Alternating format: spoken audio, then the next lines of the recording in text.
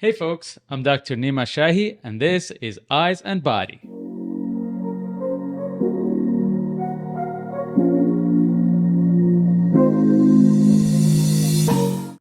In this first introductory episode, I'd like to go over what this podcast channel is about, why I'm doing it, and also talk about the difference between ophthalmologists and optometrists, as well as a basic overview of eye structure and function.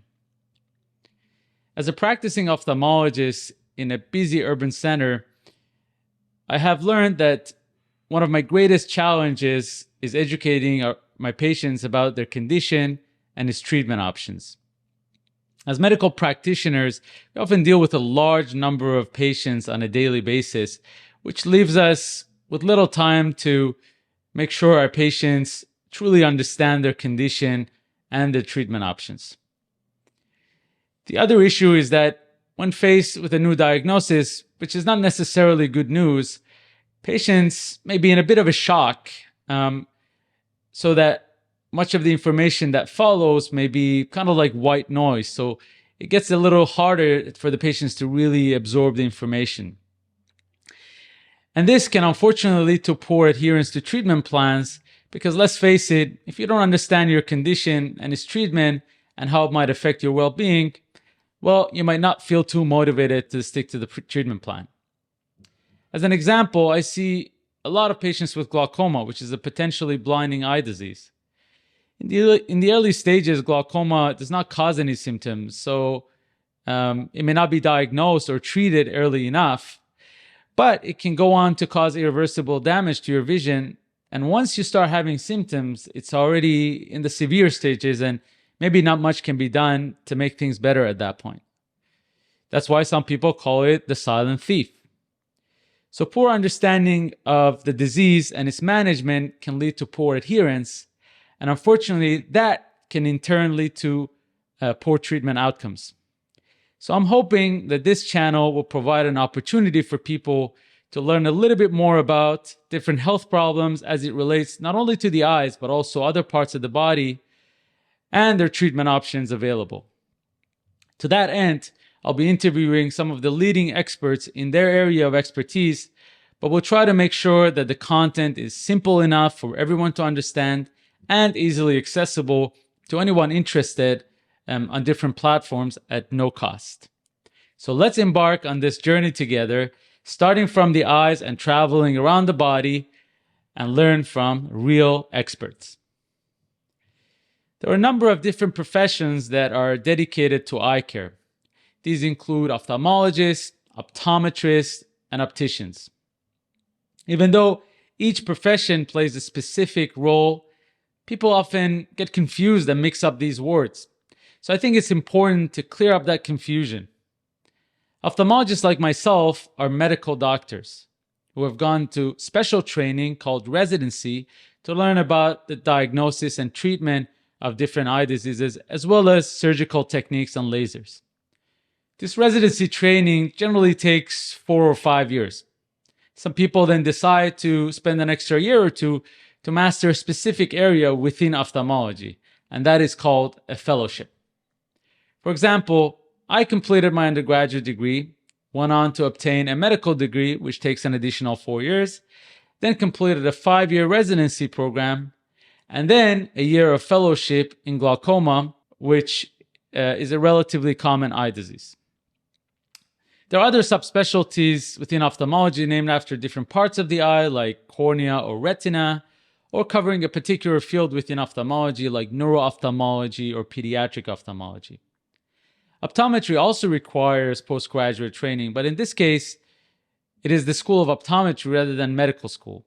Just like medical school, optometry also takes 4 years, but there is usually no further training afterwards. So optometrists are doctors of optometry rather than medical doctors. Optometrists play an important role in primary eye care. So just like a family doctor or general practitioner, the role is to screen for common eye problems and refer to ophthalmologists if they suspect something serious or for a surgical or laser procedure. They also prescribe glasses and fit contact lenses. Finally, opticians are people who make the glasses or the frames for your glasses and fit these frames. So as you can see, there's a clear division of labor when it comes to eye care, and everyone provides services based on their area of training and expertise, but we all work together to ensure access to quality eye care. In fact, you find many practices where optometrists and ophthalmologists work together in the same setting, but it's important to understand what everyone's roles and responsibilities are. Now let's go over some basic eye anatomy so that when we throw out words like cornea, retina, optic nerve, you guys have some understanding of which part of the eye we're talking about. To make this easier for you guys to visualize and understand, I've got this eyeball model. And we're going to go over the eye anatomy from the front to the back. All right, so let's start all the way in front of the eyeball. You see this transparent structure like a glass window. This is called the cornea. And this is where light gets through into the eye. And the reason it's transparent is that the fibers that make up the cornea are set up in a way that it doesn't create any sort of opacity. And there are also no blood vessels. So that ensures that this structure remains transparent for the light to get in. The sclera is the white dense tissue that covers the rest of the eyeball or makes up the rest of the eyeball structure. And even though the fibers that make up the sclera are very similar to the cornea, they're not arranged in that particular fashion. So for this reason, it's a dense white tissue. And it's also covered by a transparent, thin, skin-like tissue called the conjunctiva, which carries a lot of blood vessels, which in turn carry oxygen and nutrients to the cells within the sclera and cornea. Towards the back of the eye, underneath the conjunctiva, there are these muscles called the extraocular muscles, which are responsible for moving the eyeball around, up, down, left, right. And then finally, right underneath the sclera, there's another structure called the choroid, which helps supply blood flow to the structures inside of the eyeball. So let's open this eyeball and see what's inside. Voila. All right, so starting with the cornea, right behind the cornea, the first visible structure is the iris. Now, the iris is the colored part of the eye. This is the part that people refer to when they describe somebody's eye color. But in reality, the iris is actually made up of muscle fibers. And these muscle fibers dilate and contract to control the opening of the pupil. The pupil is like the aperture of a camera. So when you go from a light room to a dark room, this aperture adjusts so that we get a certain amount of light into the eye, and we can maintain our vision. Now, between the cornea and the iris, there is an important space called the anterior chamber. Now, the anterior chamber is filled with a fluid called the aqueous humor. This fluid is produced by a structure right behind the iris, over here and on this side, which is called the ciliary body.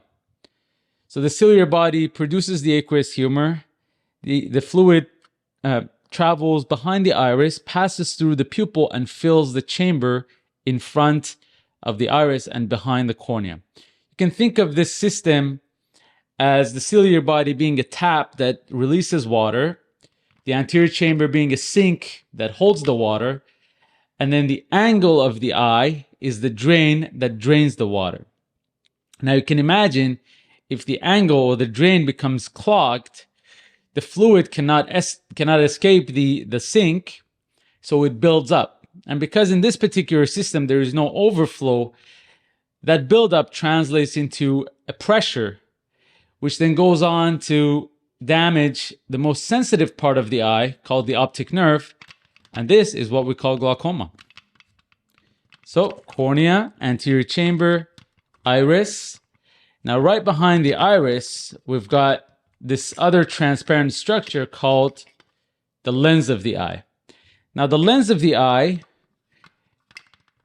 is like the lens of a camera. So it changes its shape in order to focus an image forwards and backwards as we're trying to focus on objects in nearer distance. And the way it does that is through changes in shape, because the lens is held in place by little fibers called the zonules, which are then in turn attached to this structure, which is called the ciliary muscle. So the ciliary muscle and ciliary body, they're located around the same area. So the ciliary muscle is a ring-like muscle. So as it dilates, it contracts. It controls the tension on the zonules, and then that translates into changes in shape of the lens, which helps us focus the image forward and backward. Now, as we age, this mechanism becomes less and less effective and eventually becomes basically non-effective. And that's why we lose our ability to sort of focus images from distance to near. And that loss of accommodation and loss of near vision is what we call presbyopia. So a lot of people after age 40 experience that, and it progressively increases until about age 60, where it stabilizes, because at that point there's not much accommodation left. Now, another important point about the lens of the eye is that as we age and with certain diseases, the lens becomes opacified, and that opacification is what we call a cataract. So you can imagine if the lens of your camera becomes foggy, the images become, blurry. And that's basically what happens when you develop a cataract. This lens becomes opacified and the images become blurry. In that case, the solution is to exchange the lens, which is something that we'll talk about in the future episodes. Now, behind the lens of the eye, there's a filling inside the eyeball, also a transparent structure called the vitreous body. And then when we go behind the vitreous body, there's a sort of a wallpaper structure that covers the inner aspect of the eyeball, and this is called the retina. So as you can see, the retina has a lot of blood vessels, but what's really important is that the retina has these receptors that receive the image, and this image is then converted into an electric signal, which then travels via this structure here, the optic nerve, to the brain to allow us to see. Most of these photoreceptors are located in the central part of the retina, which is called the macula. So most of our vision, especially the finer vision, comes from the macula, which has a high density of photoreceptors. And this is where a lot of the image is focused. So these receptors receive that image, convert it into electric signal, and then send it through the fibers within the optic nerve. And this optic nerve is like a cable that carries these fibers to the brain. These fibers then travel all the way to the back of the brain, a place called the occipital lobe, where the image is processed, and this is how we get vision. So let's put this eyeball back together and go over this really quickly one more time.